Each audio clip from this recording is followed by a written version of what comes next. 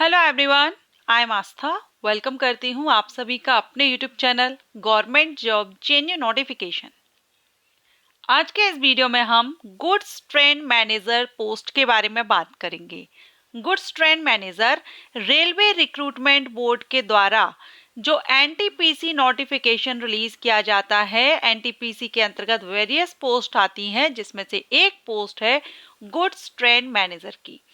अभी तक आपने गुड्स गार्ड की वैकेंसी इंडियन रेलवे में सुनी थी, लेकिन फर्स्ट टाइम यहाँ पर गुड्स ट्रेन मैनेजर की पोस्ट के लिए नोटिफिकेशन आरआरबी एनटीपीसी के अंतर्गत रिलीज किया गया है। तो बहुत से कैंडिडेट हैं जो गुड्स ट्रेन मैनेजर के जॉब प्रोफाइल को लेकर के एंड इसका वर्क क्या रहता है ये जानने के इच्छुक हैं, सैलरी वगैरह सारा सब कुछ। क्योंकि गुड्स गार्ड पर तो आपने काफ़ी टाइम से वैकेंसीज आती हैं, तो आपने सुना भी होगा और उस पर वीडियोस भी काफ़ी अपलोड है। मैंने भी वीडियो अपलोड किया था गुड्स गार्ड पर। बट गुड्स ट्रेन मैनेजर को लेकर के आपकी जो भी डाउट्स हैं ना, वो सारे इस वीडियो में क्लियर होने वाले हैं। क्योंकि इस वीडियो में हम बात करने वाले हैं उन सभी पॉइंट्स के बारे में जो कि आपके लिए जानना जरूरी है अगर आप गुड्स ट्रेन मैनेजर के लिए अप्लाई करना चाहते हैं।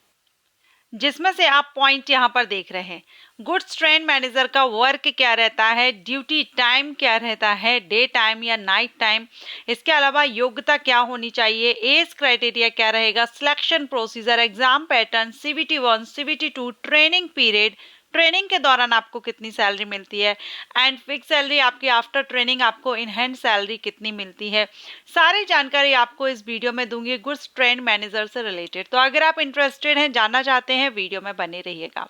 चलिए स्टार्ट करते हैं। और सबसे पहले तो हम ये जानेंगे कि वर्क क्या होता है। जॉब प्रोफाइल के बारे में हम जान लेते हैं, क्योंकि सबसे पहले आपको अगर वर्क समझ आता है और आपको लगता है कि हाँ ये वर्क मैं कर सकता हूँ, मैं इसके लिए सुइटेबल हूँ, देन आप आगे वीडियो देखिएगा कि इसमें एलिजिबिलिटी और सिलेक्शन प्रोसीजर क्या रहेगा। तो सबसे पहले हम यहाँ पर वर्क देखेंगे, जॉब प्रोफाइल, जिसमें कि देखिए ये जो पोस्ट है ना गुड्स ट्रेन मैनेजर,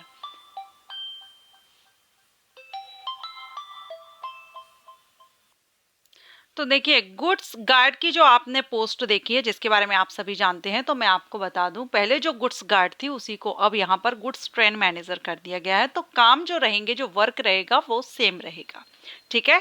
जैसे कि ट्रेन का निरीक्षण करना, ओके, एंड लोको पायलट के साथ ट्रेन चलने से पहले ट्रेन को अच्छे से चेक करना, कोई खराबी तो नहीं है, सारा सब कुछ यहाँ पर चेक करना, सिग्नल एक्सचेंज करना स्टेशन मास्टर या एलपी के थ्रू, एंड दिन भर का जो भी आपकी ड्यूटी रही है, आपने जब से आपने स्टार्ट किया है, जो टाइमिंग आपका है और ऑफ होने तक का सारा जो रिकॉर्ड है आपका, वो पूरा स्टेशन मास्टर को देना। ट्रेन के समय को रिकॉर्ड करना पूरी तरह से, ये मतलब गुड्स ट्रेन में। और हाँ, स्टार्टिंग में आपकी जो वर्क रहेगा ना, वो आपको सबसे पहले मालगाड़ी में ही दिया जाएगा, जो कि गुड्स गार्ड का जो रहता है वर्क, ठीक है।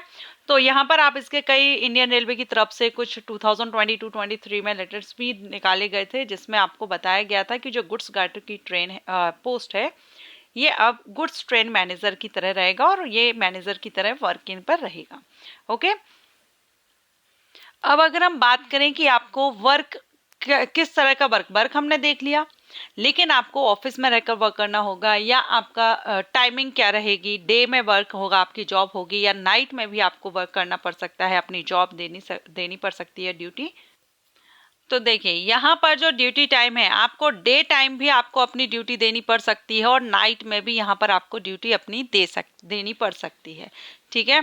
और ड्यूरेशन की अगर हम बात करें कितने टाइमिंग का रहता है, तो इसमें आपका ट्रेन पर डिपेंड करता है। कई बार ट्रेन लेट हो जाती है, तो उस हिसाब से आपका यहाँ पर ट्रेन जो टाइम है वो एक्सटेंड हो जाता है, बढ़ जाता है, क्योंकि आपका जो वर्क रहता है ना वो ट्रेन पर ही डिपेंड करता है, रेल पर गाड़ी पर डिपेंड करता है, क्योंकि आपकी जो जॉब है वो ट्रेवलिंग जॉब है। ऑफिस में बैठकर आपको वर्क नहीं करना है, ट्रेवलिंग जॉब आपकी यहाँ पर रहती है, आपको इधर उधर घूमना रहता है ट्रेन पर, ठीक है।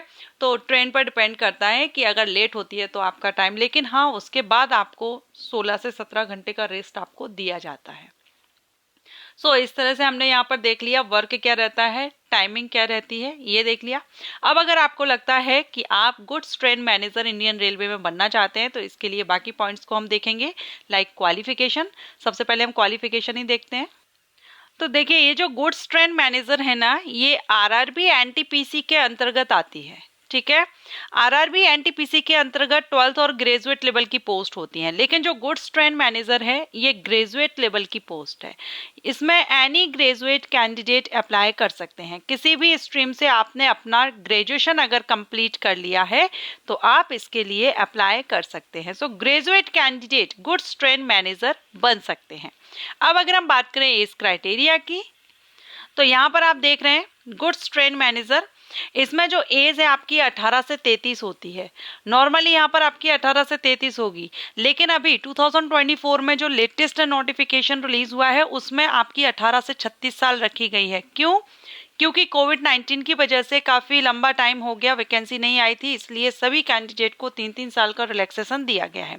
लेकिन अगर हम 2024 के बाद जब भी नोटिफिकेशन आएगा 25 में, 26, 27, क्योंकि अब हर साल नोटिफिकेशन आएंगे, तब आपकी एज 18 से 33 होनी चाहिए अगर आप एक अनरिजर्व कैटेगरी से बिलोंग करते हैं।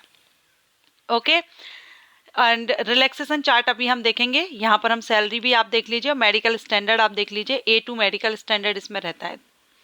ठीक है, अब अगर हम एज यहाँ पर 18 से 33 रहती है, लेकिन याद रखिएगा 2024 में अभी एप्लीकेशन स्टार्ट है और अभी अगर आप अप्लाई करना चाहते हैं, अनरिजर्व कैंडिडेट हैं, तो 18 से 36 साल तक आप इसमें अप्लाई कर सकते हैं।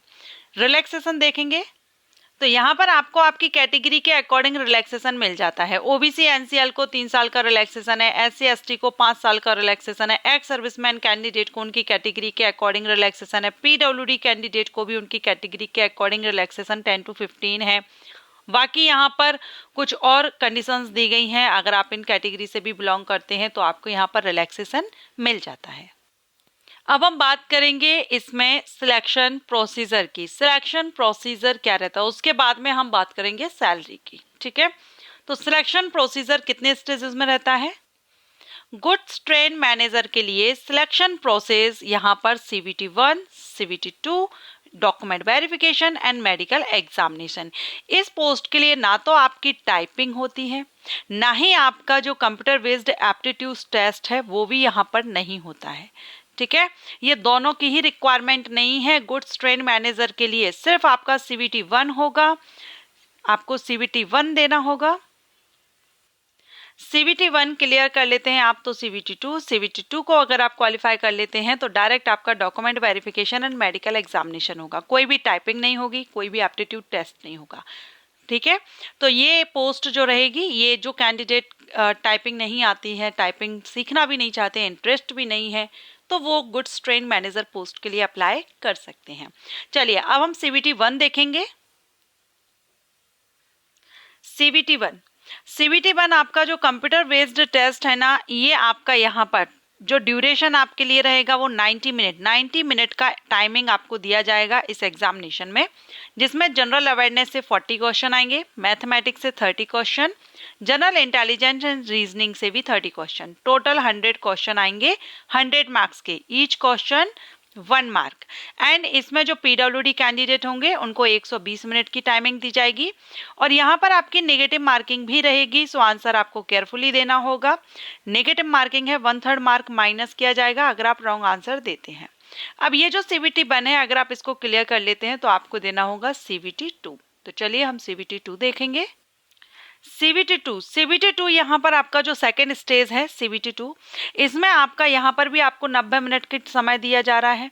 General awareness, mathematics, general intelligence, same वही सब्जेक्ट्स हैं, वही टॉपिक्स रहेंगे आपके जिनसे क्वेश्चन किए जाएंगे, लेकिन यहाँ पर नंबर ऑफ क्वेश्चंस बढ़ा दिए गए हैं।